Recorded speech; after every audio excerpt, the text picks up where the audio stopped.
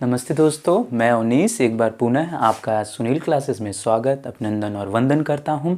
जैसा कि हमने आप लोगों से कहा था पहले ही क्लास में कि मैं जब भी किसी चैप्टर को पढ़ाऊंगा तो उससे संबंधित प्रश्नों को मैं आप लोगों के सामने लेके आऊँगा, सॉल्व करूँगा, फिर ही मैं अगली क्लास में जाऊँगा, अगले टॉपिक को लेकर आप लोगों के सामने लेके आऊँगा। तो उसी के अंतर्गत मैंने फर्स्ट जो चैप्टर पढ़ाया था, प्रस्तावना पढ़ाया था। प्रस्तावना से संबंधित प्रश्नों को आज मैं आप लोग के सामने लेके आया हूँ। ये प्रश्न वनडे एग्जामिनेशन, एक दिवसीय परीक्षाओं के हिसाब से बहुत ज़्यादा इम्पॉर्टेंट है, क्योंकि ये विगत वर्ष के प्रश्न जो हैं विगत परीक्षाओं में कई बार पूछे गए, बार बार दोहरा के पूछे जाते हैं। और मैंने अभी प्रश्नों का हमारे वनडे एग्जामिनेशन का जो प्रश्नों के पूछने का जो तरीका है वो बहुविकल्पी में है। तो बहुविकल्पी होने की वजह से हमने भी 4 ऑप्शंस रखे हुए हैं। और अगर आप लोग कमेंट में हमको बताएंगे कमेंट के द्वारा कि अगर इन प्रश्नों में वन लाइनर लाया जाए तो हम वन लाइनर भी प्रश्न को आप लोगों के सामने लाएंगे। इसके साथ जो प्रश्न हम आपके साथ डिस्कस करेंगे उन प्रश्नों की व्याख्या भी साथ में करते जाएंगे, जिससे आपको पुराना जो चैप्टर आपने पढ़ा है प्रस्तावना वो रिवाइज होता रहे। तो इसी के अंतर्गत हम जो है पहला क्वेश्चन लेते हैं। जो पहला क्वेश्चन हमारा है कि क्या है पहला क्वेश्चन, भारत के संविधान की प्रस्तावना शुरू होती है। हमने आपको पहले ही सबसे पहले पढ़ाया था जब नेहरू जी ने 1946 में उद्देश्य प्रस्ताव प्रस्तुत किया था। तो उसी समय के बाद से ही हमारा जो प्रस्तावना थी, क्योंकि प्रस्तावना को आत्मा कहा जाता है, किसकी? संविधान की आत्मा कहा जाता है।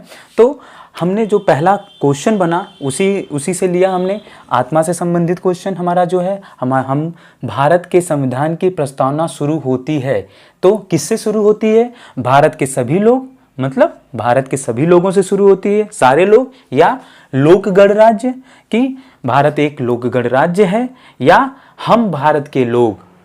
अब यहीं पे आते हैं कि पहला क्वेश्चन का आंसर हमको यहीं कहीं मिलेगा, चारों में से ही होगा।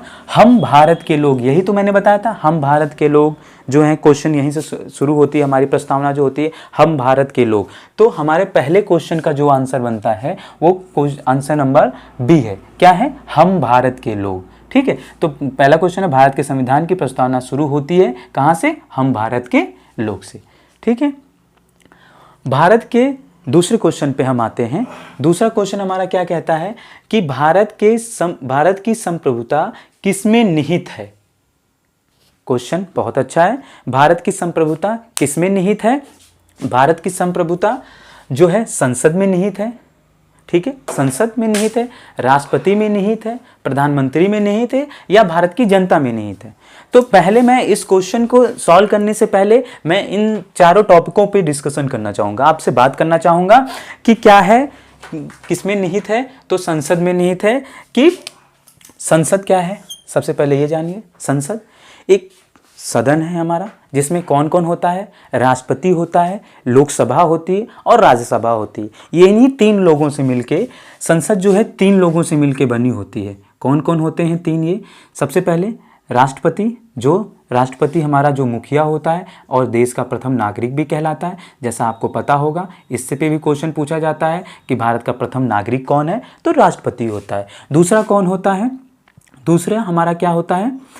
राष्ट्रपति होता है। दूसरा हमारे क्या होता है? दूसरा हमारा लोकसभा और राज्यसभा जो सदन होते हैं। ठीक है, लोकसभा और राज्यसभा होते हैं। ठीक है, उसके बाद हमारा बी आता है। ठीक, बी आता है। बी में क्या चीज़ है? राष्ट्रपति। तो भारत की संप्रभुता किसमें निहित है? संसद में निहित है, या राष्ट्रपति में, या प्रधानमंत्री, या भारत की जनता में? अब राष्ट्रपति पे आते हैं। राष्ट्रपति इस समय का ट्रेडिंग क्वेश्चन है। क्यों? क्योंकि आपको जैसा पता होगा राष्ट्रपति चुनाव से संबंधित जो है अनाउंसमेंट हो चुका है। ठीक है, तो राष्ट्रपति चुनाव से संबंधित तो हमसे इससे रिलेटेड क्वेश्चन क्या बनते हैं? जैसे पहला क्वेश्चन तो यही बन सकता है कि राष्ट्रपति जो है वो भारत का प्रथम नागरिक कौन होता है? तो होता है राष्ट्रपति। अच्छा, राष्ट्रपति जो है वो क्या होता है? वो राष्ट्रपति जो शब्द है वो अनुच्छेद 52 में निहित है। ठीक है, उसके बाद उसके बाद अनुच्छेद 54 में क्या है, अनुच्छेद 54 में जो है वो राष्ट्रपति की क्या है, निर्वाचन पद्धति बताई गई कि राष्ट्रपति को कैसे निर्वाचित किया जाएगा, निर्वाचन मंडल क्या होगा, राष्ट्रपति को चुनने के लिए निर्वाचन मंडल कैसा होगा, मतलब उसमें कौन कौन रहेगा। अनुच्छेद 54 याद रखिएगा, बहुत इंपॉर्टेंट है।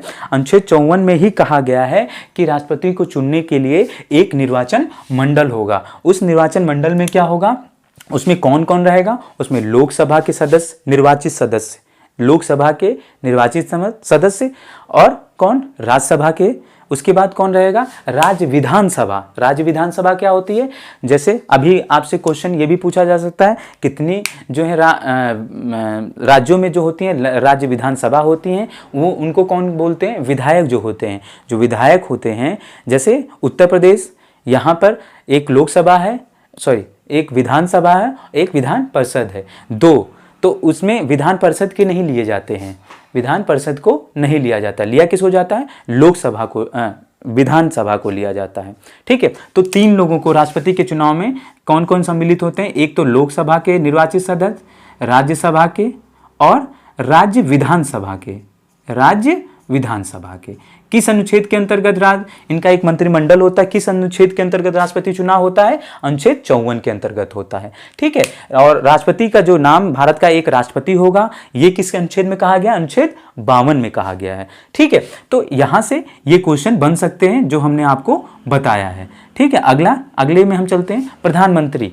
जो प्रधानमंत्री क्या होता है, प्रधानमंत्री शब्द का प्रयोग सबसे पहले किस अनुच्छेद में किया गया है, अनुच्छेद 75 में किया गया है। किसमें, अनुच्छेद 75 में किया गया है कि भारत का एक प्रधानमंत्री होगा, जैसे अनुच्छेद 52 में कहा गया है कि भारत का एक राष्ट्रपति होगा। ठीक है, उसी तरह जैसे संसद को क्या गया है, संविधान की एक संस्था है। संसद क्या है, संविधान की एक संस्था है, गवर्निंग बॉडी है। ठीक है, आगे हम चलते हैं। तो हमने तीनों जो ऑप्शन है, तीनों ऑप्शन इंपॉर्टेंट थे, इन तीनों पे डिस्कशन किया। संसद पे डिस्कशन किया, संसद क्या होती है, राष्ट्रपति क्या होता है, अच्छा प्रधानमंत्री क्या होता है, अनुच्छेद 75 के अंतर्गत भारत का एक प्रधानमंत्री होगा, और लास्ट हमारा ऑप्शन है भारत की जनता में। तो हमारा क्वेश्चन पूछा था भारत की संप्रभुता किसमें निहित होती है, तो भारत की संप्रभुता भारत की जनता में निहित होती है। तो इसका आंसर क्या होगा, डी। प्रश्न नंबर 3, भारतीय संविधान का कौन सा भाग संविधान की आत्मा कहलाता है।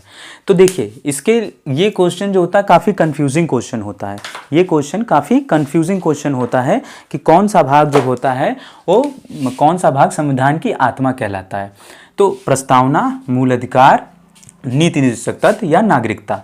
अब सबसे इंपॉर्टेंट चीज़ है कि अनुच्छेद 32 से कहा जाता है।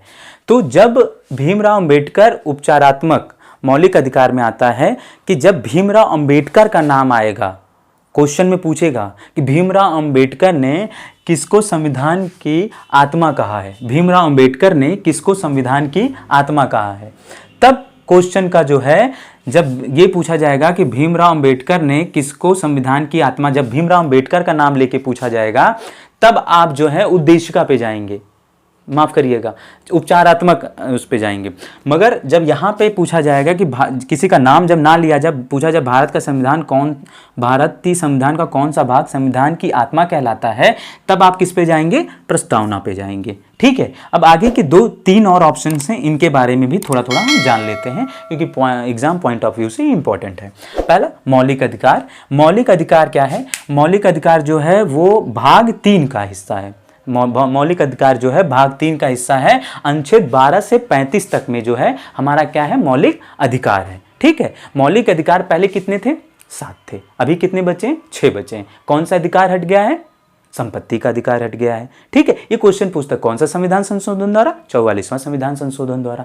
ठीक है, तो ये क्वेश्चन आपसे पूछा जाता है कि कौन सा मौलिक अधिकार का, ये बहुत ही फेमस और बहुत ही ज्यादा पूछे जाने वाला क्वेश्चन है कि कौन सा अधिकार जो है वो मौलिक अधिकार से हट गया है। तो संपत्ति का अधिकार जो है वो मौलिक अधिकार से हट गया है। आगे आते हैं, डीपीएसपी जिसको हम बोलते हैं, नीति निर्देशक तत्व। ये कौन सा भाग है, चौथा भाग है। कहां से कहां तक है, 36 से 51 तक है। ठीक है, 36 से 51 तक आता है।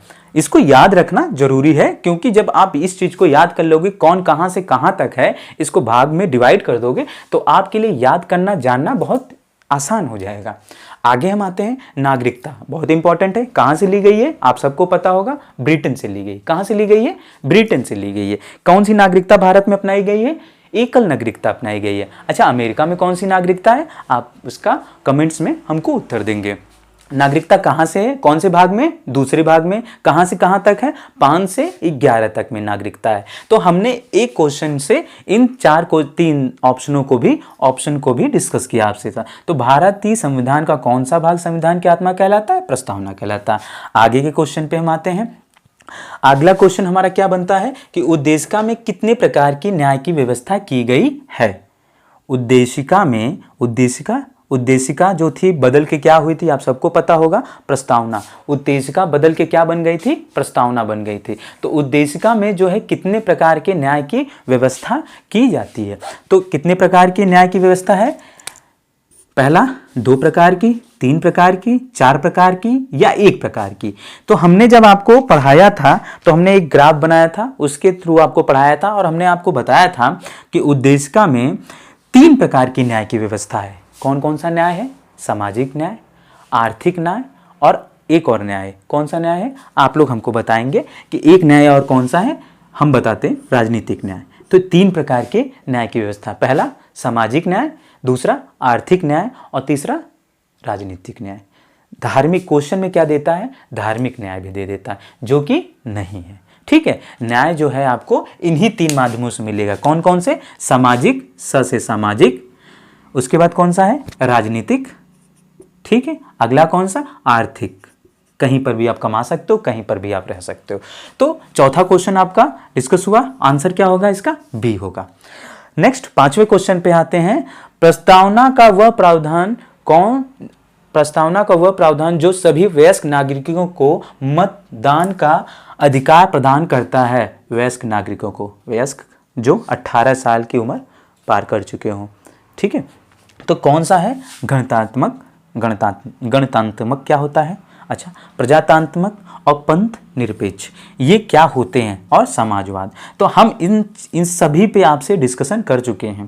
पहला गणतांत्रिक क्या होता है, जहां पर वंशानुगत जो होता है वो वंश का जो है वंश दर वंश जो शासन नहीं चलता है। जैसे कोई राजा का लड़का राजा बनता है, मगर अभी क्या है हमारे गणतंत्र में क्या होता है कि अगर जो है मोदी जी प्रधानमंत्री हैं, हमने इसी का उदाहरण दिया था, तो अब उनका लड़का नहीं बनेगा या उनके परिवार का कोई नहीं बनेगा। कौन बनेगा, कोई और भी बन सकता है जिसको जनता चुनती है, क्योंकि प्रस्तावना तो आपको कहते हैं संविधान ये ताकत देता है। अच्छा ठीक है, फिर समाजवाद, समाज जो कहता है, क्या कहता है, समाज ये कहता है कि सबको समानता का अधिकार, कोई छोटा बड़ा नहीं होता है, सब समान है, समाजवाद। अच्छा, पंथ निरपेक्ष, हमने एक उदाहरण देखे धृधातु से बताया था, धर्म क्या होता है, धारण करना, और पंथ क्या होता है, पंथ जो होता है एक संस्था के तरीके से होता है, जैसे शिया और सुन्नी, ये क्या है, पंथ है, ठीक है। तो पंथ जो होता है ये एक धर्म से रिलेटेड है।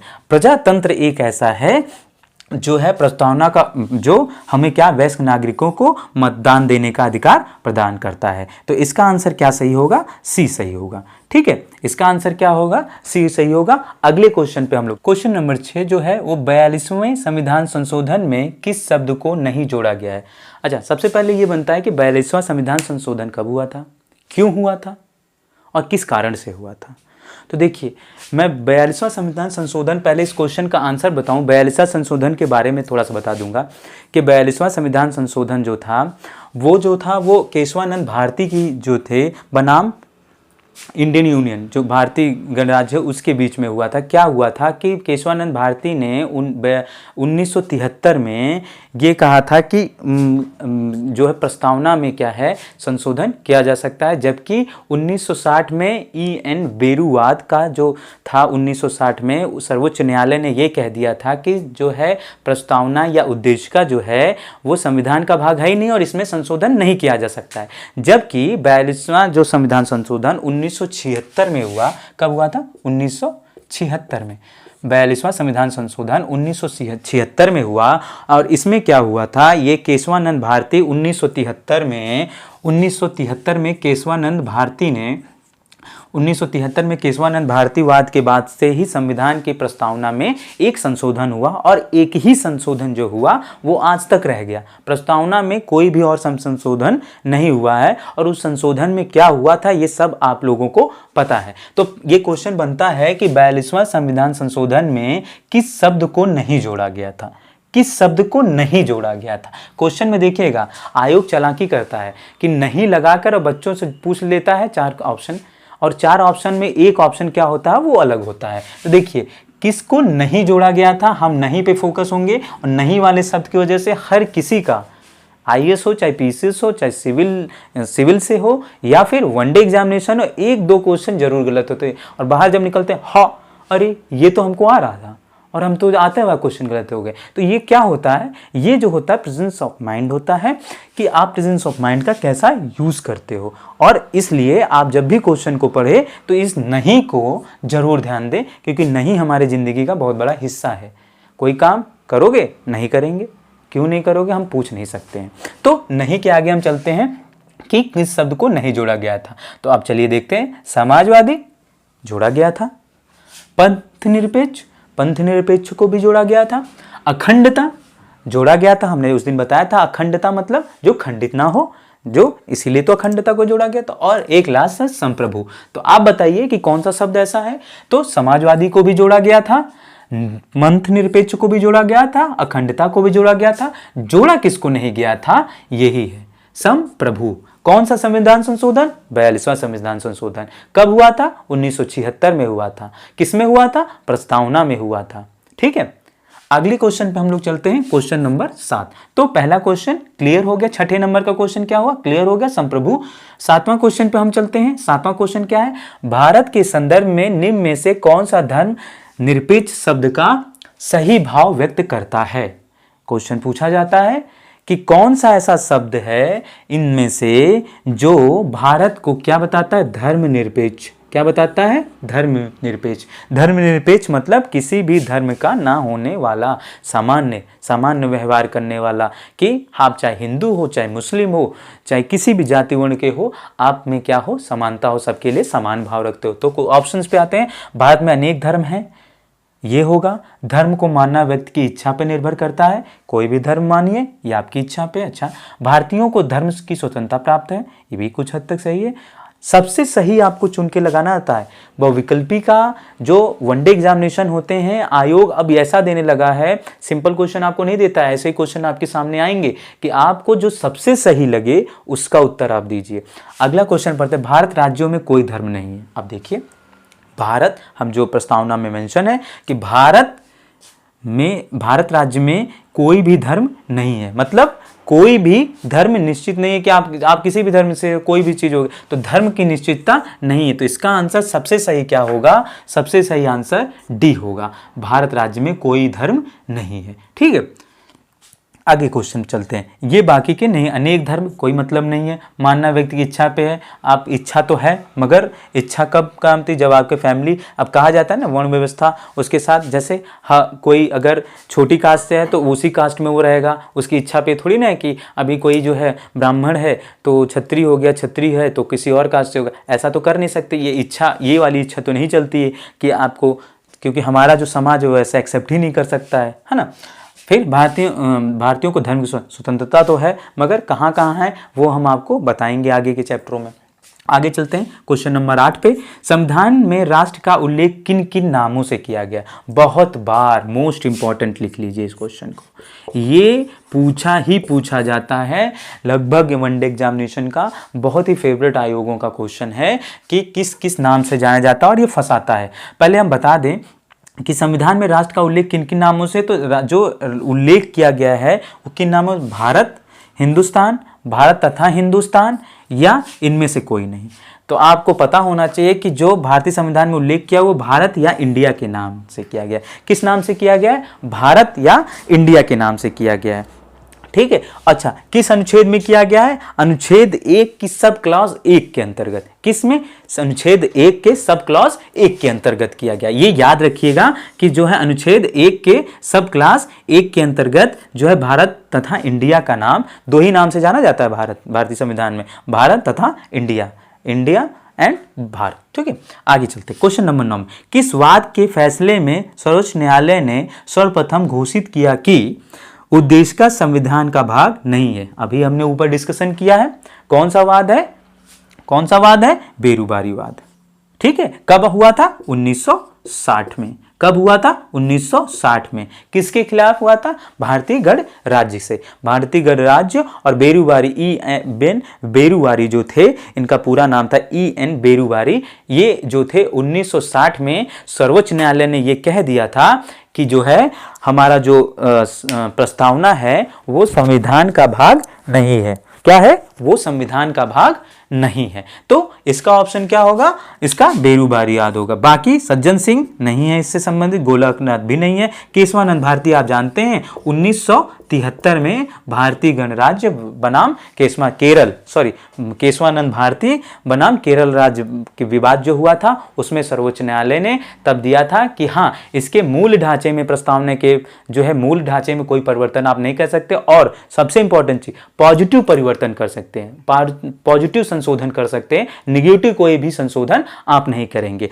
तो ये टोटल आपके 9 क्वेश्चन में इससे निकाल के लेके आए, और मेरी कोशिश भी ये रही है कि प्रस्तावना जो पढ़ाया गया है और प्रस्तावना में जो इंपॉर्टेंट आता है, लगभग 9-10 क्वेश्चन ऐसे होते हैं। बाकी अगर क्वेश्चन कुछ और होंगे तो मैं आपको नेक्स्ट कक्षा में और दूंगा, नेक्स्ट क्लास जब मैं पढ़ाऊंगा तब आपको उसमें बताऊंगा। इसी के साथ मैं आपसे निवेदन करता हूं कि आप वीडियो को अगर देख रहे हैं तो पूरा देखा करिए। पूरा देखेंगे तो आपको क्वेश्चन भी समझ में आएगा और हमारी बात भी आप तक सही ढंग से पहुंचेगी। साथ में लाइक, सब्सक्राइब एवं शेयर करना ना भूलें। धन्यवाद।